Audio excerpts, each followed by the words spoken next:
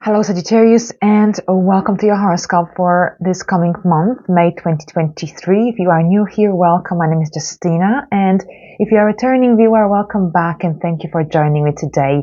So here today I'm going to explore the main events happening in May 2023, and this forecast is most accurate for your rising sign or the ascendant sign, if you will. I follow Western astrology, tropical zodiac, along with the whole sign system in all the forecasts on this channel, so welcome. Alright, so the first event for May is Pluto stationing retrograde in Aquarius at 0 degrees on May the 1st until October the 11th, and this retrograde will finish at 27 degrees of Capricorn. So as you can see, we start in Aquarius, we end in Capricorn, and the retrograde in Pluto retrograde in Aquarius will only last until June the 11th. At that point, Pluto will retrograde back into Capricorn. Right, so here we've got Pluto is in your third house, and it has been since the 23rd of March. Here Pluto brings a massive transformation of the way you think, of the way you perceive things, of the way things you're attracted to, transformation of your community, of people in your environment as well. Your relationship with your siblings is also likely to transform. However, this is just the beginning of this transit, and there will be 20 years when this area of life will be influenced by Pluto. So here, when Pluto is retrograde between the 1st of May and June the 11th in your third house here, then it will move back into the second house. This is basically when you are going to become really psychic. So you will be able to, overall with Pluto in the third house, you can really read people's minds if you concentrate in the energies, and you can develop your senses. But when Pluto is retrograde, these senses are especially activated. So you can see, I've actually had this transit. I've finished this transit now in March. Now I've got Pluto in the fourth. But you can see, when you look at people when they talk, you will be able to know what's on their mind as they speak. You can basically, if you really work on yourself, you can develop this kind of ability, mental ability, when you can tell whether someone is lying to you, when you can tell what they are about to say before they even get to any conclusion. So this is basically about this strong development, activation of the mind. As long as you're aware of what's going on and that this is actually happening, you can really develop this psychic ability and awaken your senses. At the same time, Pluto retrograde can also create a sense of little crisis, because as you will perceive world slightly differently and from a more curious way, from a more perhaps less trustworthy way, this can also make you want to perhaps move away from some people. Perhaps you will you will lose trust in them, and this could be also about some secrets being revealed as well. You know, when Pluto is retrograde, and here with Pluto retrograde overall, this is about also seeing things as they are, because perhaps if you were overly idealistic about a certain idea, even project, this is all about your mind, movement, connections with others. Here, Pluto retrograde can help you to see things as they are, and it could come as a little surprise. But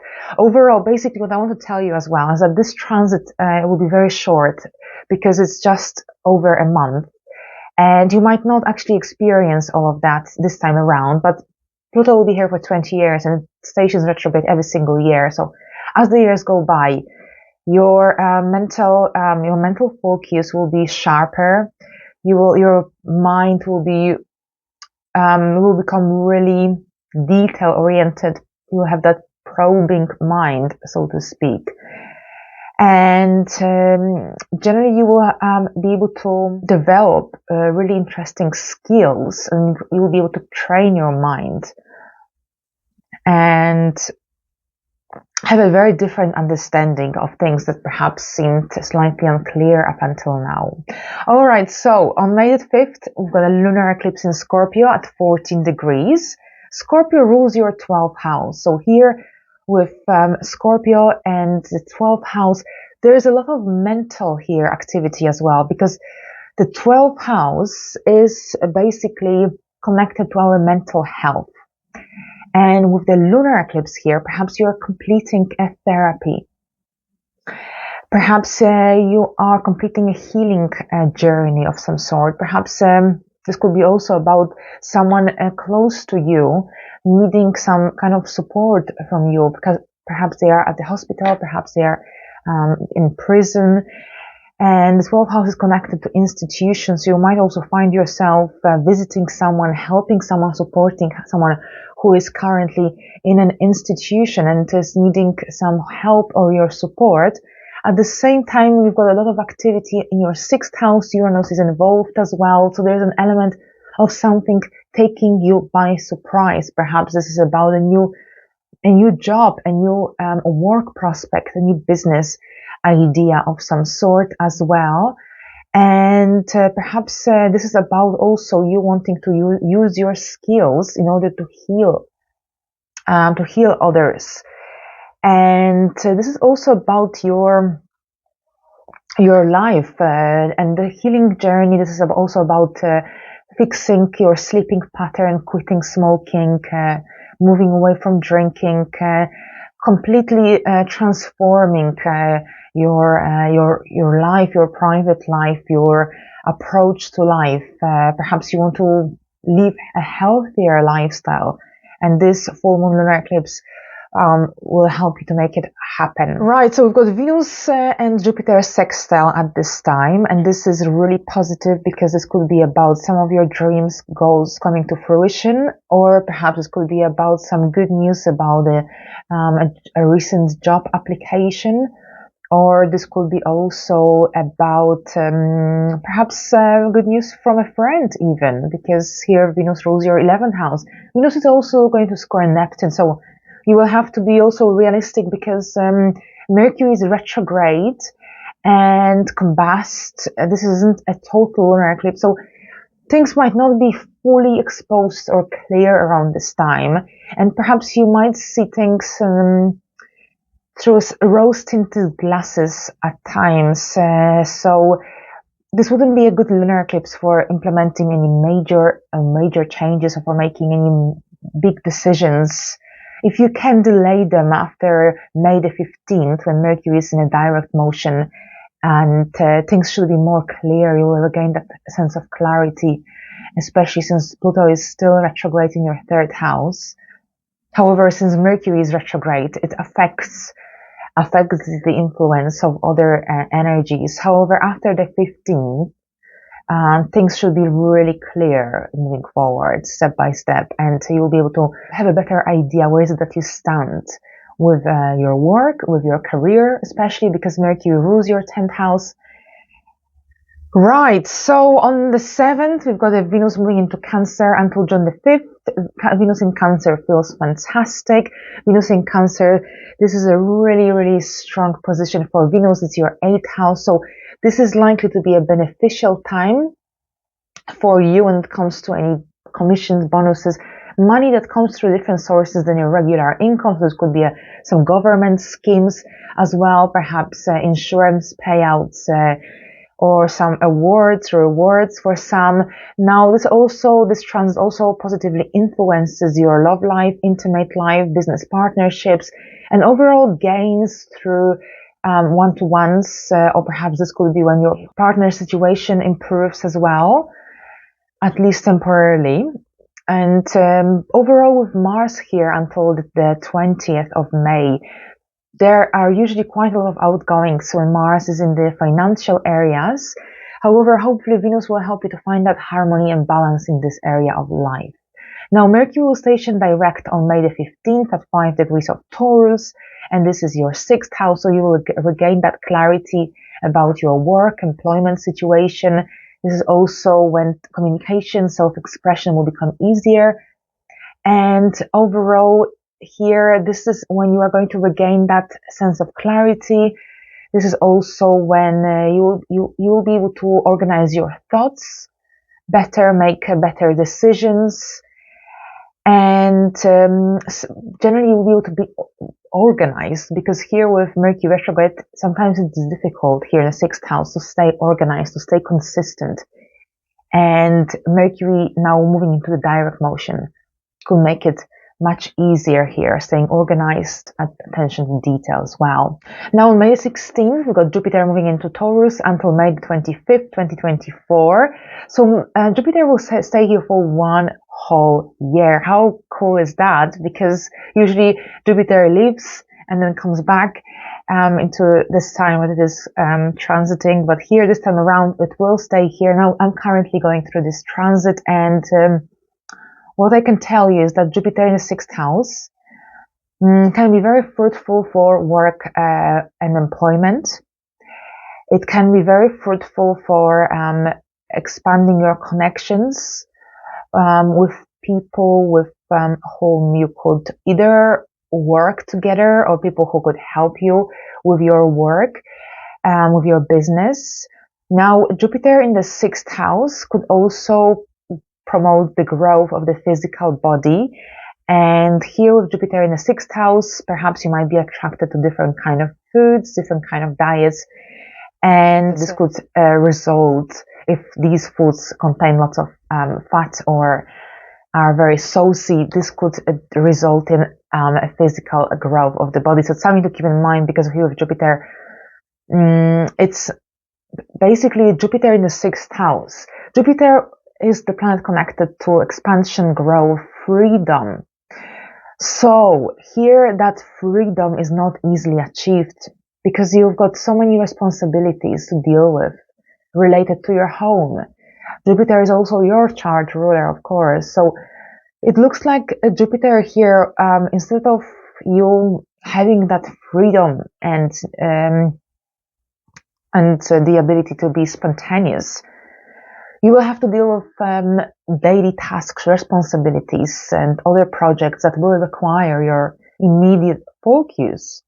And here you might have to let go or plan carefully any outings, any trips which are purely for fun and leisure.